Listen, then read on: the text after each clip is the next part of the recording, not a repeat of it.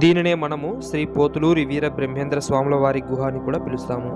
ఈ గుహలోనే శ్రీ పోతులూరి వీర బ్రహ్మేంద్ర స్వాముల వారు కాలజ్ఞానంలోని కొంత భాగాన్ని వ్రాశారట. అంతేకాకుండా బ్రహ్మంగారు వారి శిష్యులకు ఈ గుహలోనే జ్ఞానోపదేశం చేశారట. అందువల్ల దీనిని బ్రహ్మంగారి గుహ అని పిలుస్తున్నారు. ప్రకృతి సౌందర్యము మరియు ప్రశాంతత ఈ గుహ యొక్క ప్రత్యేకత. ధ్యానము చేసుకొనుటకు అనుకూలమైన ప్రదేశము ఈ గుహ. మహామునులు ఎందరో ఇక్కడ తపస్సు చేసి మోక్షమును పొందారని ప్రతీతి.